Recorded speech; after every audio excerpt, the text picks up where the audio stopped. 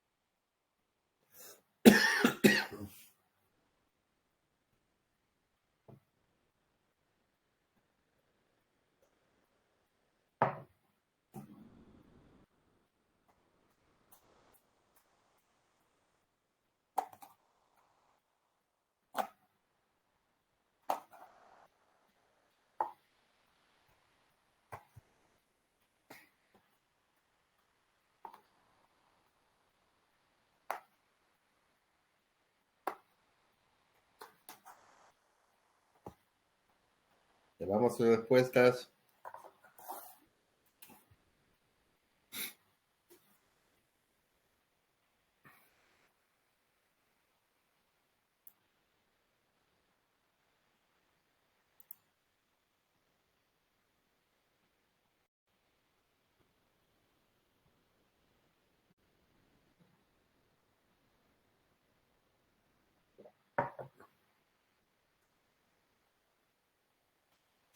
Diez segundos más.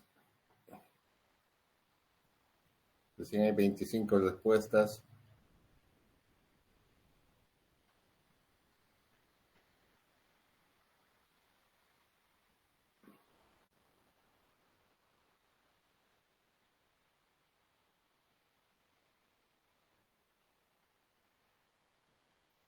Diez, 9,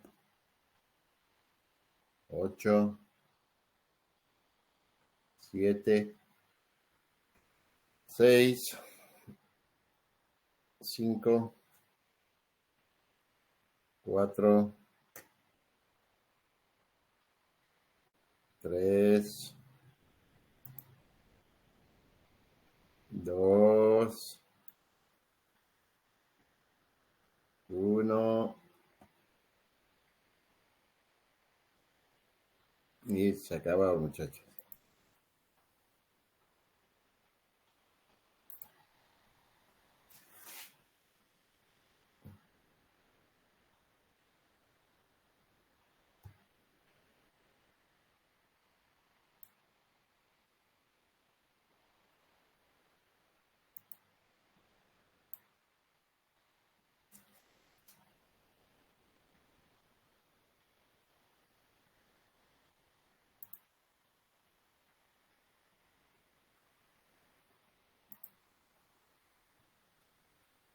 El siguiente martes vamos a dar el tercer parcial del capítulo 3.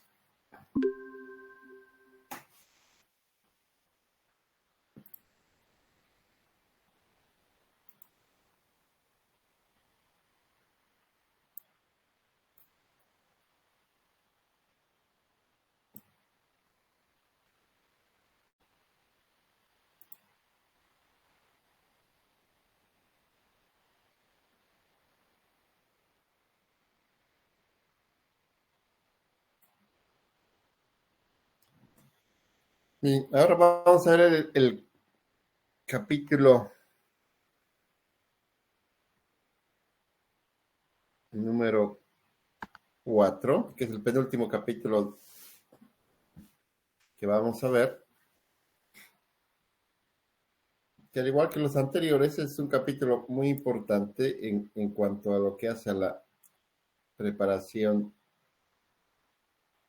del trabajo de investigación, y llámese monografía, llámese tesis, llámese otra cosa. Ingeniero, buenas noches. Este sería el último tema. No, el penúltimo. Penúltimo tema. ¿Está grabando, ingeniero?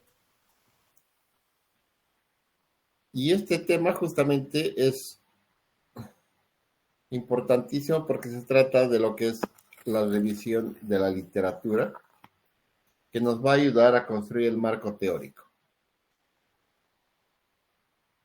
Es importantísimo en cualquier trabajo, sea trabajo de pregrado, sea trabajo de posgrado, sea trabajo de doctorado. Y al ser tan importante, también corre con el riesgo de que es dejado de lado por la mayoría de los alumnos, hablando ya de ustedes, por la flojera que les da de leer y revisar la información existente. Entonces, ¿qué consiste? La revisión de la literatura, dice el autor, debe iniciarse desde el comienzo del estudio, o sea, desde que arrancamos el estudio.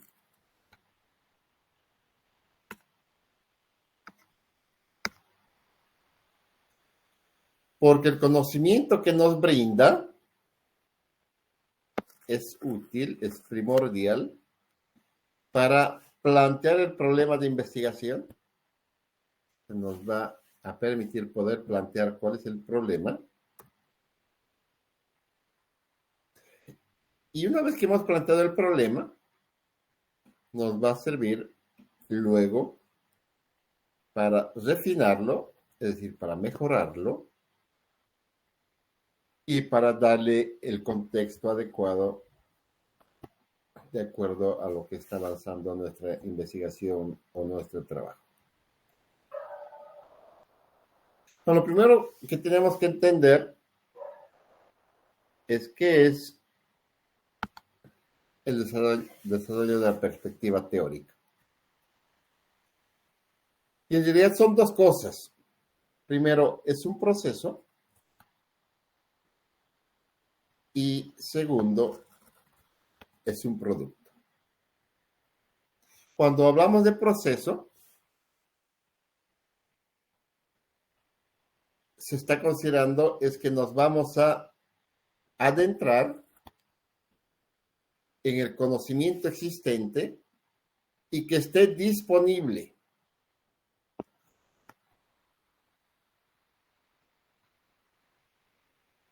En la vinculación con nuestro planteamiento de problema. Y segundo, va a ser, como resultado de va a ser el producto, que va a ser la obtención del marco teórico, que no solamente va a concluir en el marco teórico, sino que también va a ser fundamental en lo que es el reporte de la investigación. Entonces, lo primero que hacemos es plantear el problema que vamos a estudiar, donde ya tenemos definidos los objetivos del problema y las preguntas de investigación que las hemos trabajado en el anterior capítulo.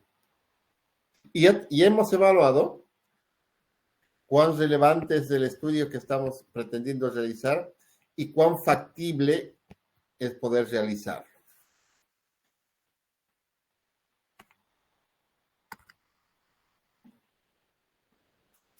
Por lo tanto, el siguiente paso consiste en sustentar teóricamente el estudio. Lo que en este libro denominamos desarrollo de la perspectiva teórica. Entonces, de lo que se trata es cómo vamos a sustentar teóricamente el estudio que pretendemos hacer. Por otro lado, también, no sé qué color es este. Es importante aclarar que el marco teórico no es lo mismo que la teoría. Esto significa que no todos los estudios que incluyen un marco teórico tienen que fundamentarse en una teoría. Cuando hablamos de teoría, estamos hablando de la teoría de la relatividad, por ejemplo. Pero no necesariamente nuestro estudio, que va a tener un marco teórico, va a fundamentarse en una teoría. No es condición. La perspectiva teórica proporciona una visión sobre dónde vamos a situar el planteamiento propuesto dentro del campo de conocimiento en el cual nos vamos a mover. Como dijo Mertens, la perspectiva teórica señala cómo encaja la investigación en el conjunto general, en el big picture, en la película completa, de lo que se conoce sobre un tema o un tópico estudiado. Entonces, si el tema ya ha sido estudiado, ya lo conocemos, con nuestra investigación, ¿cómo encaja dentro de los estudios previos que ya se han hecho? Pero no solamente puede encajar en los estudios que ya se han hecho, sino que también puede suministrar ideas nuevas a los estudios que ya se han hecho, y es útil para compartir los descubrimientos recientes de otros investigadores. Entonces, ¿cuáles son las funciones del desarrollo de la perspectiva teórica? En general, el autor destaca 7 funciones de lo que es la perspectiva teórica. La primera es que nos va a ayudar a prevenir o a evitar errores que ya se han cometido en otras investigaciones. Entonces, como nos vamos a adentrar en ese campo del conocimiento, vamos a hacer una revisión de la literatura. Ahí vamos a encontrar todo lo bueno, todo lo malo que se hizo. En qué se equivocaron, en qué no se equivocaron, qué hicieron bien, qué hicieron mal. Y por lo tanto, ya vamos a tener una buena advertencia de qué es lo que no tenemos que hacer. El segundo aspecto, la segunda función, es que nos va a orientar sobre cómo vamos a realizar el estudio. Y esto viene en colación a que si vamos a acudir a los antecedentes, es decir, vamos a revisar lo que ya se ha hecho hasta ahora, nos vamos a poder dar cuenta de cómo se ha tratado un problema específico de investigación. Entonces, vamos a conocer qué clases de estudio se han efectuado hasta la fecha. ¿Qué tipo de participantes han estado inmersos en el estudio? ¿Qué casos se han tomado? ¿Cómo se han tomado las muestras? ¿Cómo se han recolectado los datos? ¿Cómo se ha recolectado la información? ¿Dónde se han realizado los estudios? ¿En qué contexto se han llevado a cabo? Y también vamos a poder conocer qué diseños se han utilizado para realizar los diferentes tipos de estudio que se hayan podido realizar sobre el tema que yo estoy pretendiendo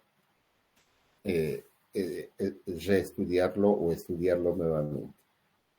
En tercer lugar, como tercera función, es que nos va a ampliar, nos va a dar mayores conocimientos en el horizonte del estudio, o nos va a ampliar nuestras guías cuando estemos investigando, de tal forma que podamos centrarnos en el problema que realmente queremos investigar. Y que nos va a ayudar a evitar que nos desviemos sobre nuestro planteamiento original. Entonces, nos va a ayudar a enfocarnos en lo que queremos hacer y nos va también a ayudar en darnos las guías para no desviarnos sobre lo que realmente queremos hacer. En cuarto lugar, como cuarta función, nos va a ayudar a documentar la necesidad de realizar el estudio. ¿Por qué sería importante hacerlo?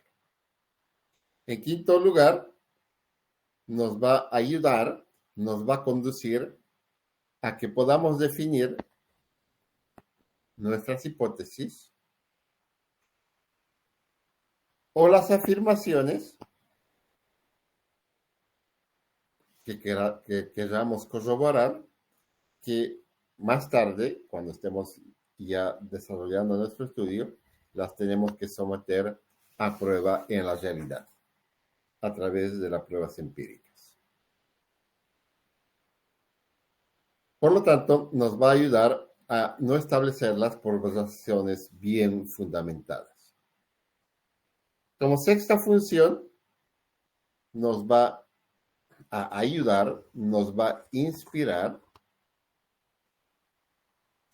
en nuevas líneas y en nuevas áreas de investigación. Como vamos a ver más adelante, hay diversos avances en los estudios, tal vez ya se ha profundizado demasiado en los estudios, o en el extremo apenas recién se está empezando a estudiarlos. Y por lo tanto, esa revisión nos va a permitir a ver qué reenfoque puedo darle yo a los estudios y qué áreas puedo investigar, que ya no se hayan investigado ya. Y como última función, nos va a proporcionar un marco de referencia, nos va a enmarcar dónde tenemos que movernos para no salirnos de ahí, de tal manera de interpretar los resultados del estudio. Aunque podemos no estar de acuerdo con dicho marco, o probablemente no lo vayamos a utilizar para explicar nuestros resultados, este marco nos va a servir por lo menos como punto de referencia.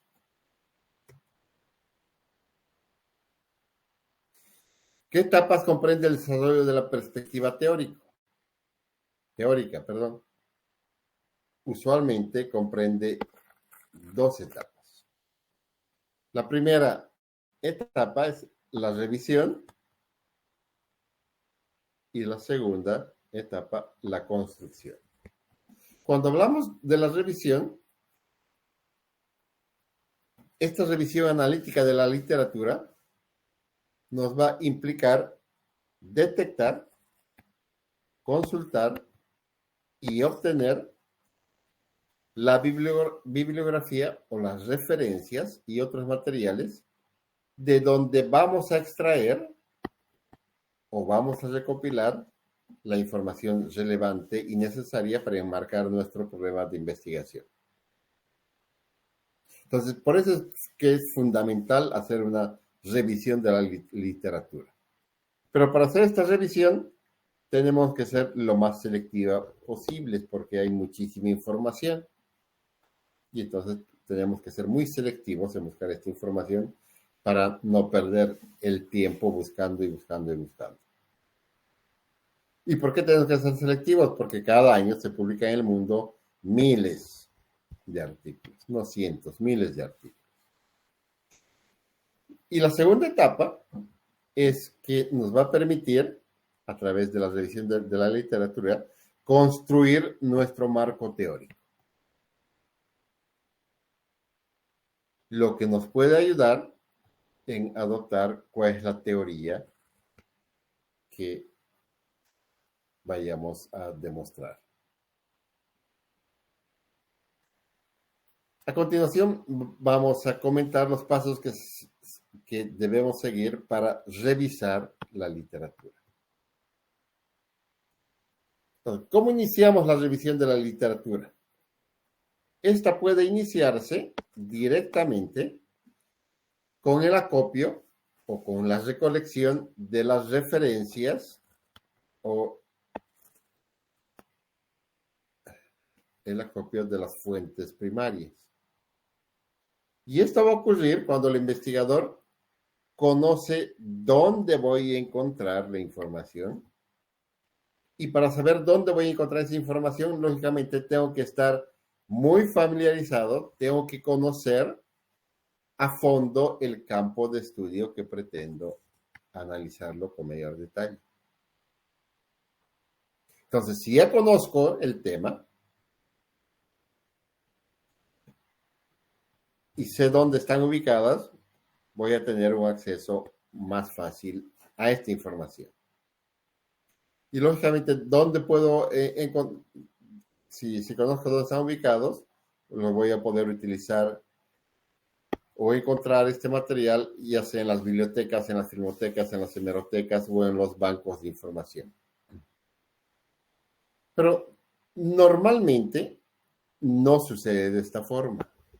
Es decir, no siempre, o mejor dicho, en la mayoría de los casos, no estamos muy familiarizados con el tema que queremos investigar. Por lo tanto, no somos expertos en el tema o disponemos de recursos limitados para encontrar esa información. En este caso, es recomendable iniciar la revisión de la literatura consultando a uno o varios especialistas en el tema. Entonces, si encuentro algo que me llama la atención, pero del cual no conozco mucho, entonces busco a alguien que sepa algo del tema. Y a él le pido consejo. ¿Y quiénes son aquellas personas que pueden conocer del tema? Algún profesor, por ejemplo, de sus maestros que les haya llamado la atención a lo largo de estos 5 más años que están en la universidad. O si no encuentran a nadie, no encuentran alguna buena referencia que les pueda dar una mano, lógicamente la otra opción es buscar en la internet las fuentes primarias, ya sea en centros o en sistemas de información y bases de referencia y datos. Para buscar en la internet, ustedes ya saben que hay hartísima información, miles, o que ustedes cuando hacen una búsqueda encuentran que hay millones de lugares donde hay algo que estaban buscando, ya sea cosas interesantes o cosas rutinarias. Y entonces, para ser selectivos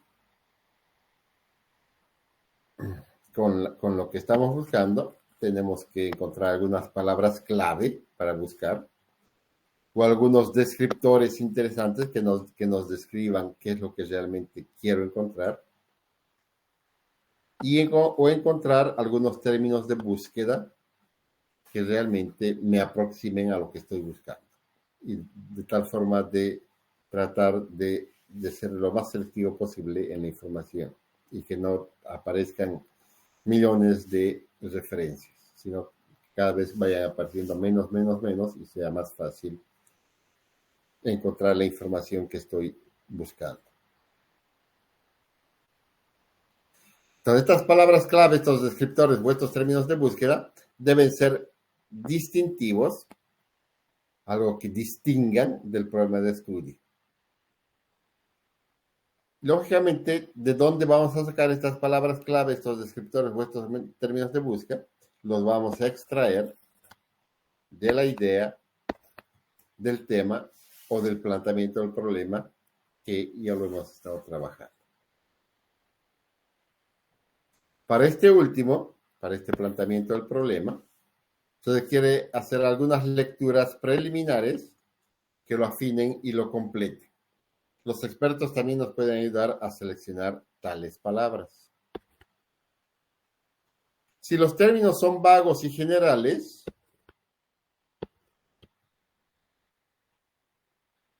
y ponemos algo muy general en el buscador, vamos a obtener una consulta con muchas referencias e información que no necesariamente es pertinente para nuestro planteamiento.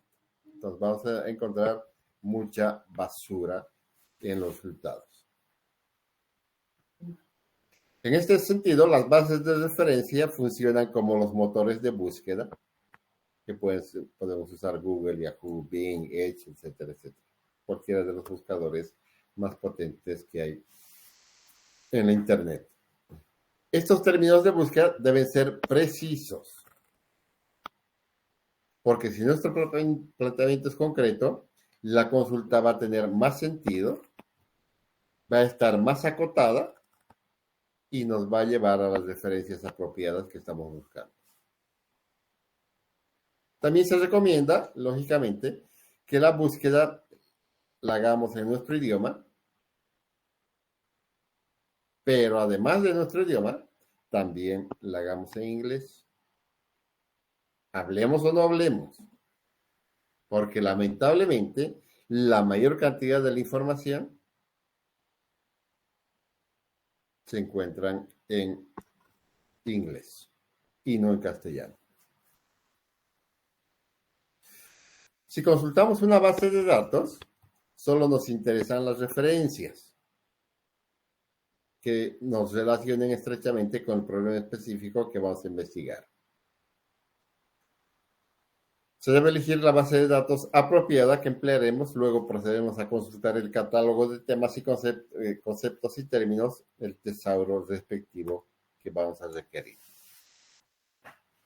Del catálogo debemos seleccionar las palabras o conceptos clave que le confieren una dirección a la consulta.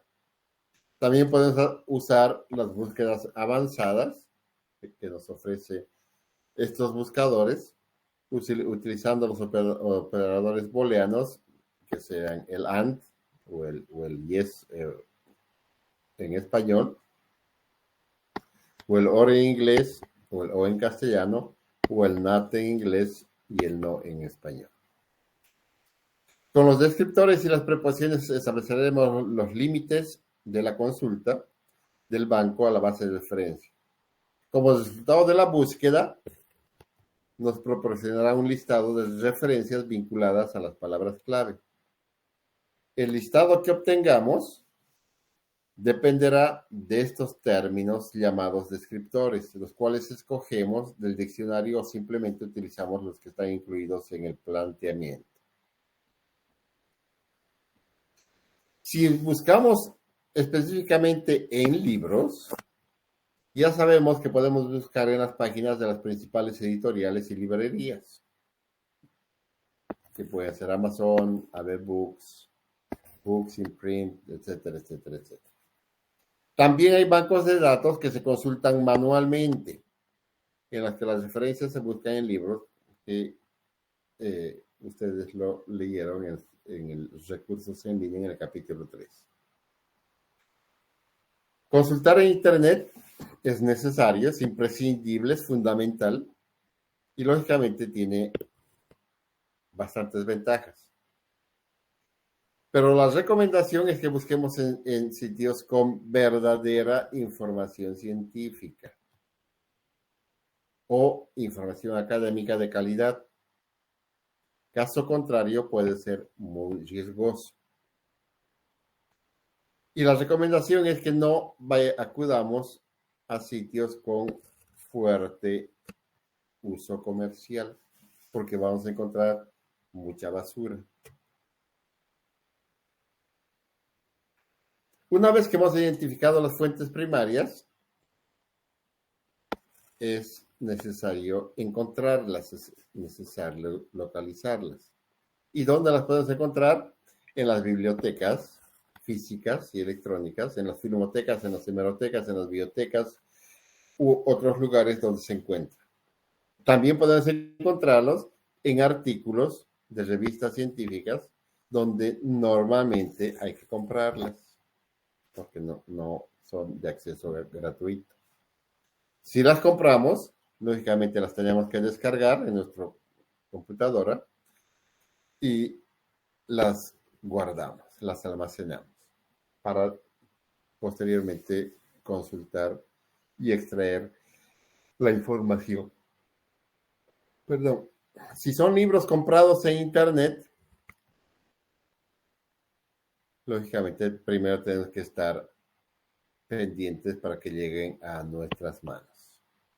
Como vivimos normalmente alejados del mundo,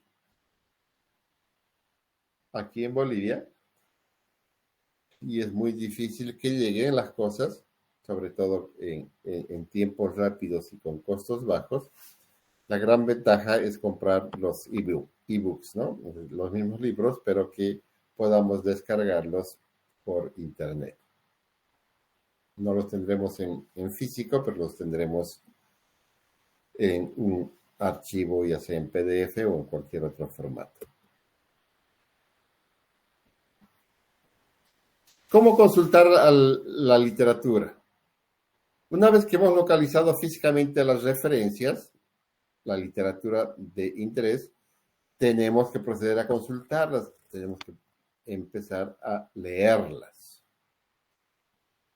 Y el primer paso consiste en seleccionar las que nos van a ser de utilidad para nuestro marco teórico y específico, y lógicamente a desechar las que no nos sirven, las que no nos van a ayudar en nada.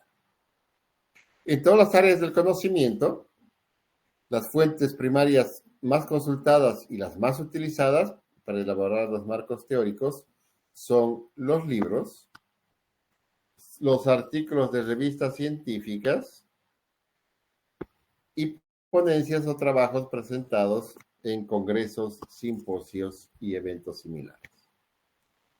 Son los que más nos van a ayudar porque son temas que se los ha trabajado en forma científica y son temas más específicos. ¿Y por qué son las más consultadas y las más utilizadas? Porque en general estas fuentes son las que van a sistematizar en mayor medida la información, van a profundizar más el tema que están desarrollando y lógicamente son mucho más especializadas que cualquier otro documento que podamos encontrar en la internet. Creswell recomienda confiar en la medida de lo posible en artículos de revistas científicas que son evaluadas críticamente por editores y dictaminadores expertos antes de ser publicados. Entonces, si tenemos el acceso a revistas científicas y también disponemos de los recursos para poder comprar los artículos que no necesariamente sean de acceso gratuito, entonces vamos a tener mayor probabilidad de éxito porque estamos justo en el sitio donde la ciencia se está desarrollando y está siendo revisada y está siendo evaluada por los científicos más expertos en las diferentes temáticas. Con el propósito de seleccionar las fuentes primarias que servirán para elaborar el marco teórico, es recomendable hacerse las siguientes preguntas. ¿La referencia se relaciona con mi problema de investigación? Sí, es que no sirve. Y si nuestra respuesta es sí, la siguiente pregunta es, ¿cómo se relaciona? Luego, ¿qué aspectos trata? La tercera, ¿ayuda a que se realice más rápido y profundamente mi estudio? O sea, esa información me va a ayudar a realizar en forma más rápida mi estudio y me va a ayudar a profundizarlo. ¿Desde qué óptica y perspectiva aborda el tema? Desde la forma psicológica, desde la forma antropológica, desde la forma sociológica, de la forma médica, de la forma legal, de la forma económica, de la forma de la comunicación, de la forma administrativa, de la forma ingenieril, etcétera, etcétera, etcétera. Entonces, con esas respuestas vamos a poder seleccionar y decir, esta es una de las informaciones que realmente me sirve.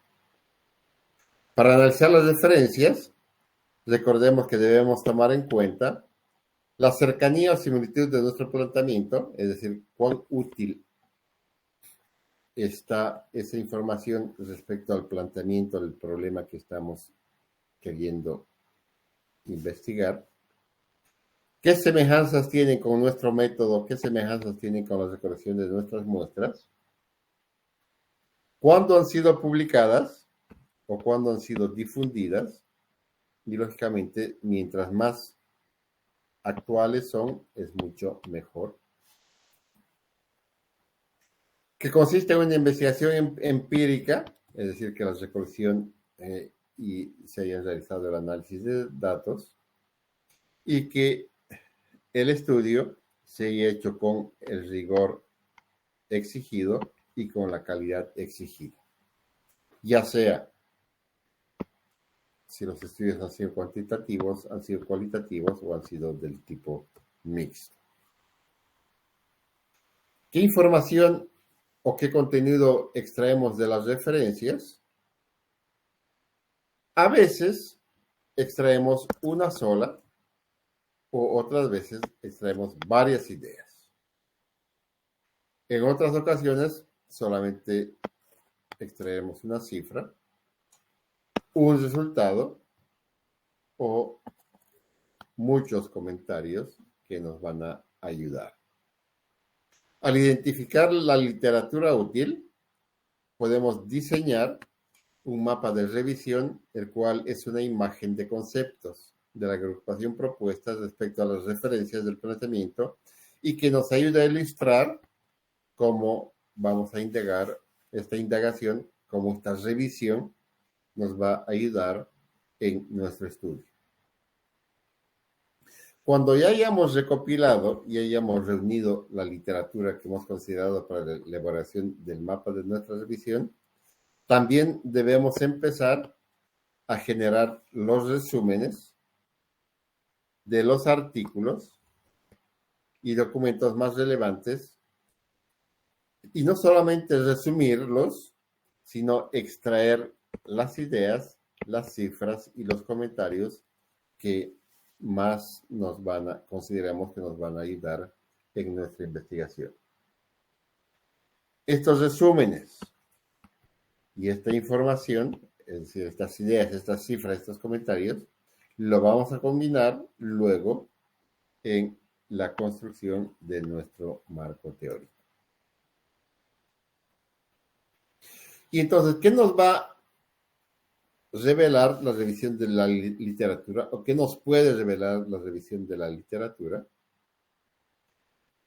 Si nosotros partimos de que los propósitos de las revisiones de la literatura son analizar y discernir si la teoría de la investigación anterior sugiere una respuesta, aunque sea parcial, a nuestras preguntas de investigación,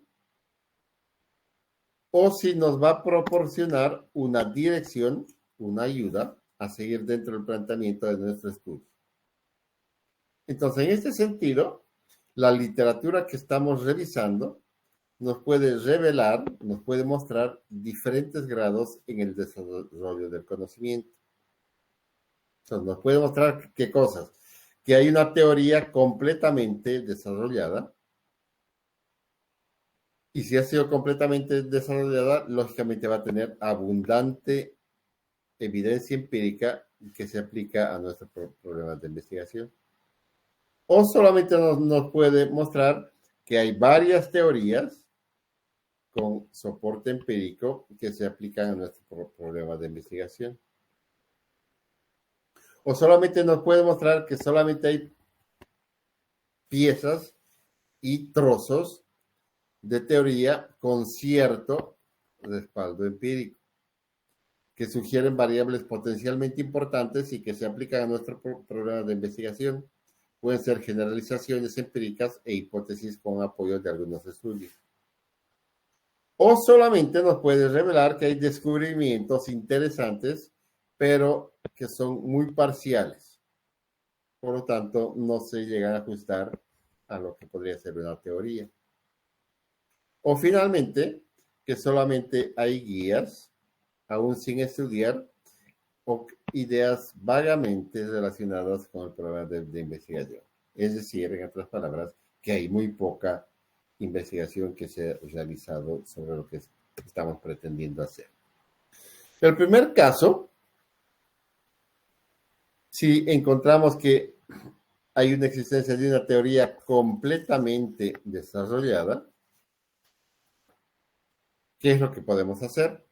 Entonces, dice el autor, cuando la revisión de la literatura revela que hay una teoría capaz de describir, explicar y predecir el planteamiento o fenómenos del estudio de manera lógica, completa, profunda y coherente, La mejor estrategia para construir el marco teórico es tomar esa teoría como la estructura misma de nuestro estudio. En términos generales, una teoría es un conjunto de proposiciones interrelacionadas capaces de explicar por qué y cómo ocurre un fenómeno. En realidad, eso es una teoría.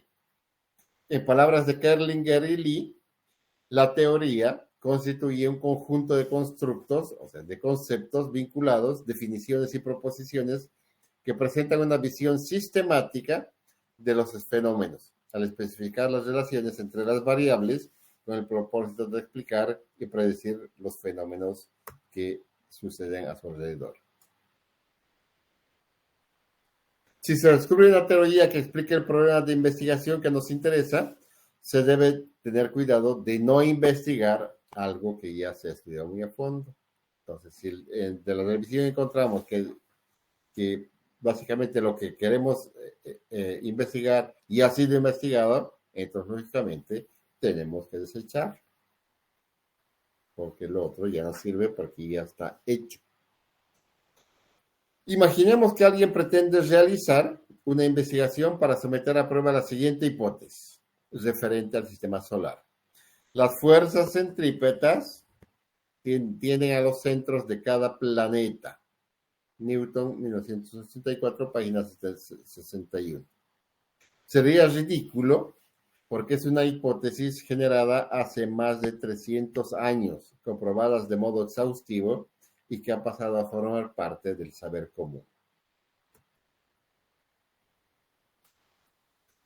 Si encontramos una teoría muy sólida que explique el planteamiento de interés, lo que podemos hacer no es decir ya no hay nada que hacer, sino le podemos dar un nuevo enfoque a nuestro estudio.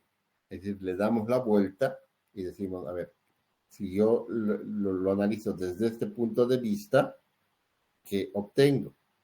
A partir de lo que ya está comprobado, plantear otras interrogantes de investigación, obviamente aquellas que no ha podido resolver la teoría, o bien nos ocupamos de profundizar y ampliar elementos de la teoría y visualizar nuevos horizontes. También podemos encontrar una buena teoría, pero que aún no está 100% comprobada, o que no se ha aplicado a nuestro contexto. De ser así, resultaría de interés someterla a prueba empírica. En otras situaciones, en otras condiciones. Por ejemplo, una teoría de las causas de la satisfacción laboral formulada en Japón que deseamos probar en Argentina o en Brasil. O una teoría de los efectos de la exposición a contenidos sexuales en la televisión que únicamente se haya investigado en adultos y no así en adolescentes. Segundo, si la revisión de la literatura nos revela que hay la existencia de varias teorías aplicables a nuestro programa de investigación, podemos elegir una de esas teorías que han sido investigadas, y basarnos en este para edificar el marco teórico, desglosando la teoría de manera cronológica, o bien solamente tomar algunas partes de algunas de todas o de algunas de esas teorías o de todas esas teorías. En la primera solución, si tomamos algunas, elegimos la teoría que reciba una evaluación más positiva y que se aplique de una mejor manera a nuestro problema de investigación. En la segunda situación, si tomamos todas las teorías, se tomaría de las teorías solo aquellas que se relacionan con el problema, con nuestro problema de estudio. En estos casos, antes de trazar un marco teórico, conviene bosquejarlo, analizarlo y decidir qué se va a incluir de cada teoría, procurando no caer en contradicciones lógicas. Si la revisión de la literatura nos revela que hay la existencia de piezas y trozos de teorías, o sea que hay generalizaciones empíricas, A veces solo se obtienen generalizaciones empíricas, es decir, proposiciones que han sido comprobadas en la mayor parte de las investigaciones realizadas. Entonces, ¿qué es lo que podemos hacer? Es construir una perspectiva teórica más que adoptar o adaptar una o varias teorías. O podemos, si cuando encontramos que hay solamente generalizaciones empíricas, lo que podemos hacer es organizar el marco teórico para cada una de las variables del estudio, de esas generalizaciones. Estas generalizaciones empíricas que se descubren en la literatura constituyen, o se van a constituir, la base en las que vamos a formular nuestras hipótesis, que las vamos a someter a prueba, y a veces son las hipótesis mismas de nuestro estudio. En cuarto lugar, si la revisión de la literatura solamente nos permite descubrir interesantes pero parciales que no se ajustan a una teoría como tal, en la literatura podemos encontrar que no hay teorías ni generalizaciones empíricas, sino solamente algunos estudios previos vinculados relativamente con nuestro planteamiento. O sea que no hay mucha información que nos pueda ayudar. En este caso, podemos organizarlos, lo poco que hemos encontrado, como antecedentes de forma lógica y coherente, destacando lo más relevante en cada caso y citándolos como puntos de referencia. Y lógicamente debemos ahondar, debemos profundizar en lo que cada antecedente nos va a aportar en nuestra investigación. Y finalmente, si la revisión de la literatura solamente nos muestra existencias de guías aún no investigadas o ideas vagamente relacionadas con el problema de investigación, en esta situación, la investigación tiene que buscar literatura que, aunque no se refiera al problema específico de la investigación, nos ayude a orientarnos dentro de él. Aunque no sea el tema específico que queremos investigar, tenemos que buscar información que nos ayude a orientarnos en lo que queremos hacer. En el supuesto que tampoco las hubiera, tendríamos que acudir a estudios generales. Sin embargo, casi siempre se encuentra algo con un buen punto de partida. Las excepciones en este sentido son muy pocas. Esto significa que las quejas de que no hay nada, no encuentro nada, nadie lo ha estudiado, no sé en qué antecedentes puedo basarme, por lo general se deben a deficientes revisiones de la literatura. O sea que no hemos hecho una buena revisión. Hemos buscado mal o por nuestra flojera hemos buscado poco. Algunas observaciones sobre el desarrollo de la perspectiva teórica. En el proceso cuantitativo, siempre es conveniente efectuar la revisión de la literatura y presentarla de manera organizada. Si nuestra investigación tiene objetivos evaluativos, o sea que vamos a evaluar algo o vamos a hacer una medición específica de algo, es recomendable revisar lo que ya se ha hecho antes. Es decir, cómo lo han hecho antes, si no hay antecedentes en ella, cómo se han efectuado en otros lugares similares, qué problemas se tuvieron, cómo resolvieron esos problemas y qué información relevante fue excluida, no fue tomada en cuenta. Si nuestra investigación tiende a mejorar los procesos o a desarrollar algunos algoritmos o a generar nuevas tecnologías y productos, parte de la revisión de la literatura consiste en considerar y en evaluar los antecedentes, procesos, algoritmos, tecnologías o productos, recordando que el planteamiento implica analizar en qué variables puedo optimizar. Al construir el marco teórico, debemos centrarnos en qué? En el problema de investigación que nos ocupa sin divagar, sin hacer volar nuestra mente en otros temas ajenos al estudio. Es decir, centrarnos en lo que realmente queremos investigar. Esto hace a que un buen marco teórico no es aquel que contiene muchas páginas, sino aquel que trata con profundidad únicamente los aspectos relacionados con el problema que queremos investigar y que nos vincula de manera lógica y coherente los conceptos y las proposiciones existentes en estudios anteriores.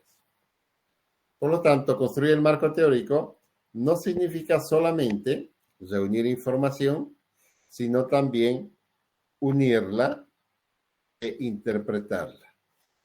Para esto, la redacción y la narrativa son aspectos importantísimos porque las partes que lo integren deben estar enlazadas y no debe brincarse de una idea a otra. Y aquí también ustedes están en serios líos, en serios problemas, porque como no les gusta leer mucho, no son, en general digo, con pocas excepciones, no son duchos en hacer una buena redacción y en hacer una buena narración. Por lo tanto, siempre van a tener que buscar ayuda en alguien que les ayude a redactar y en alguien que les ayude a narrar su documento.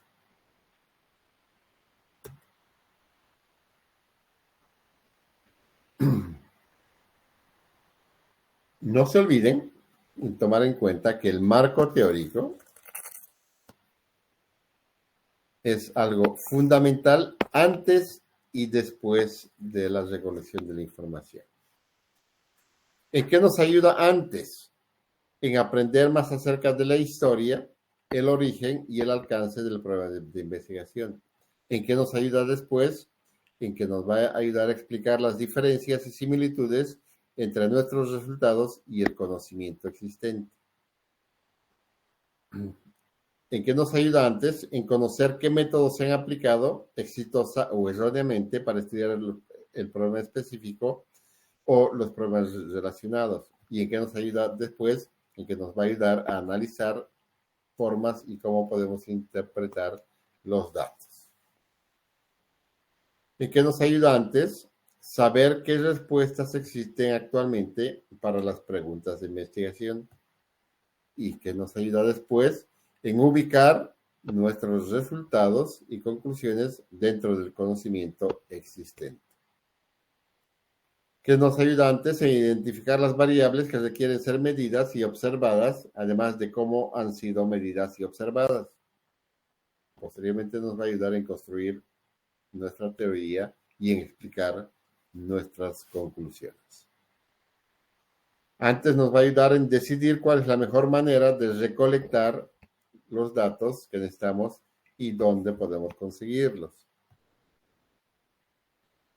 Posteriormente, nos va a ayudar a desarrollar nuevas preguntas de investigación y a desarrollar nuestras hipótesis. Antes nos va a ayudar a cómo resolver, cómo podemos analizar los datos, a cómo podemos plantear y sugerir las hipótesis y cómo podemos justificar la importancia de nuestro estudio. ¿Qué método podemos seguir para organizar y construir el marco teórico? Una vez extraída y recopilada la información que nos interesa para nuestro programa de investigación, podemos empezar a elaborar el marco teórico, el cual va a estar basado en la integración de la información que hemos recopilado. Es decir, la vamos a integrar toda la información que hemos recolectado con una adecuada redacción y una adecuada narración. Un paso previo a esto consiste en ordenar la información recopilada de acuerdo con uno o varios criterios lógicos y adecuados al tema de investigación. Entonces, los autores recomiendan dos métodos que están bien ejemplificados en el texto y les recomiendo leer, que es el método del mapeo, que es elaborar un mapa conceptual, para organizar y elaborar el marco teórico. Y el segundo método que recomiendan es realizar el método de los índices. A partir de un índice general, vamos a vertebrando, abriendo subíndices, de tal forma de saber exactamente qué es lo que debemos ir haciendo.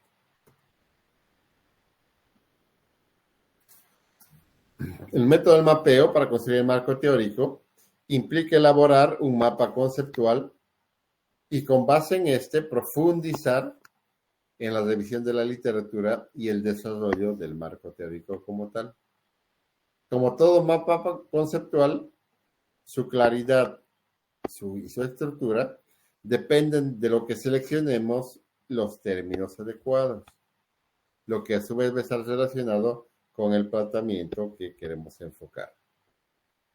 Si usamos el método por los índices para construir el marco teórico, lo primero tenemos que desarrollar un índice tentativo que sea global y que sea general e irlo afinando hasta que sea sumamente específico. Luego se coloca la información de referencias en el lugar correspondiente dentro del esquema.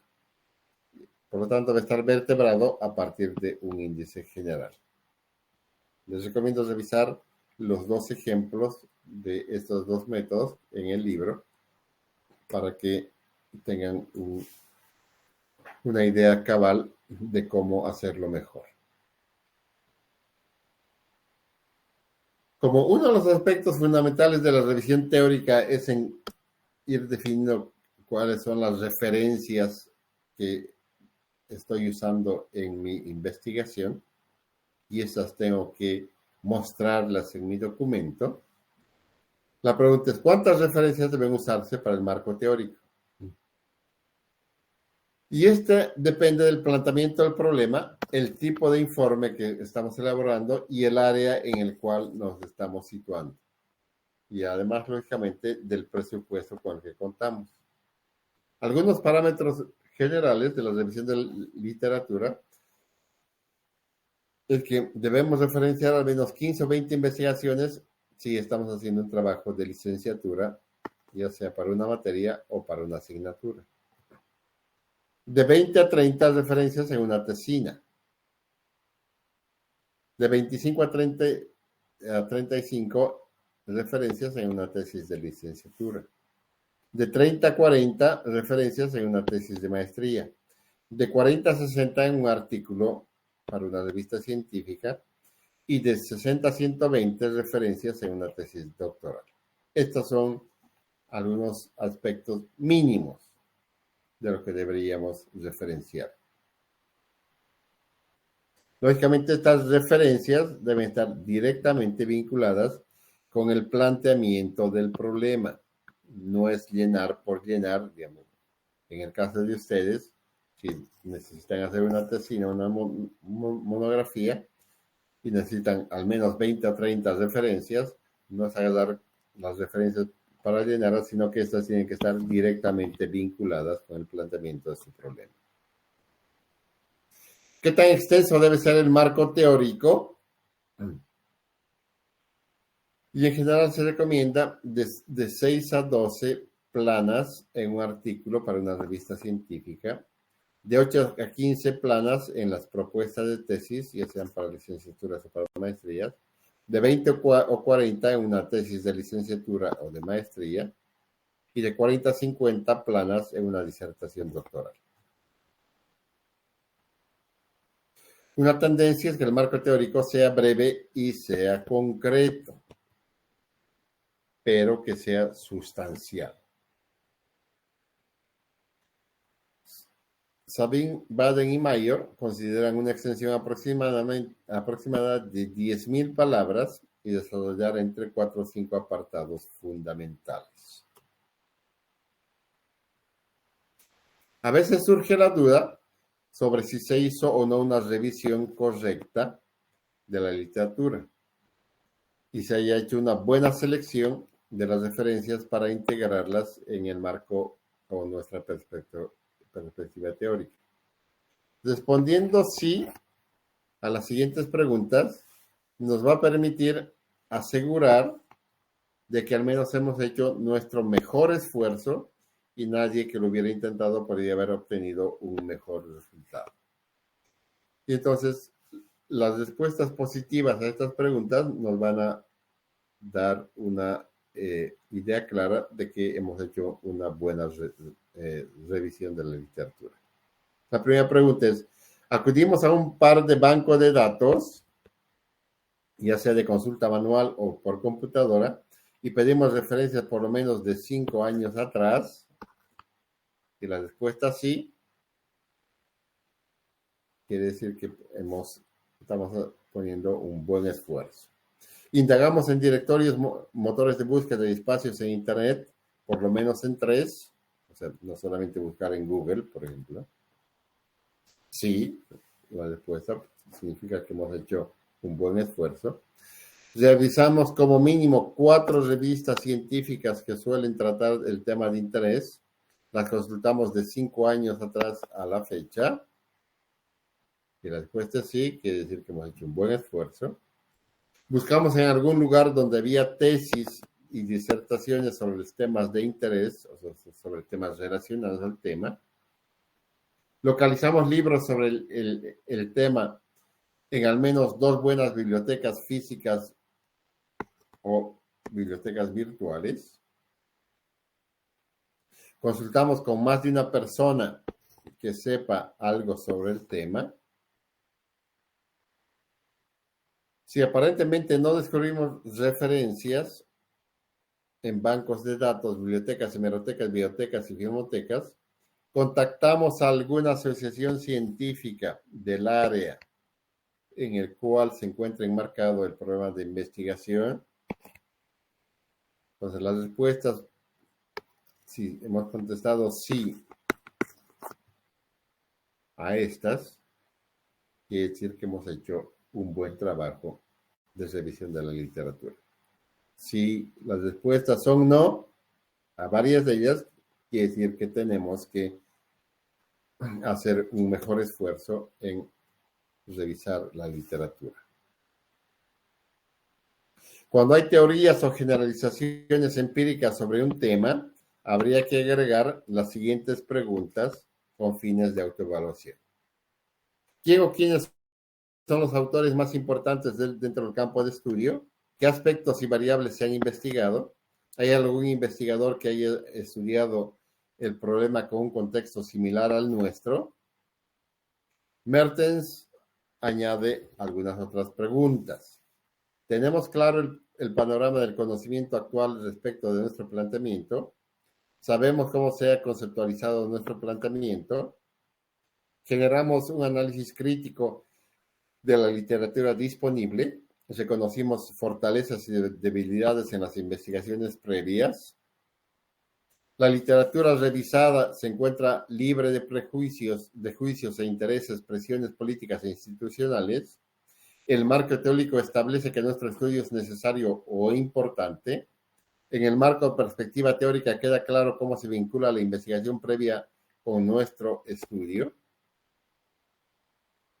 Todas estas respuestas nos van a dar una idea clara de que estamos yendo por el camino correcto. Entonces, redactar el marco teórico, elaborar el marco teórico, consiste en redactar el contenido, hilando los párrafos y citando apropiadamente las referencias, con un estilo editorial aceptado, ya sea APA, Harvard o las referencias aceptadas por una de estas 3 formas que son las más universales para ir redactando nuestro trabajo. Bien, jóvenes, con eso terminamos el capítulo 4. Y no se olviden que el siguiente martes tenemos el examen del capítulo 3.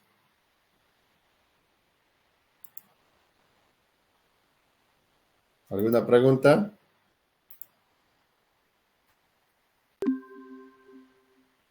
Como sé que no hay ninguna, y además hay poquísimos alumnos, nos vemos el siguiente martes. Buenas noches, jóvenes. Buenas noches, ingeniero. Buenas noches, ingeniero.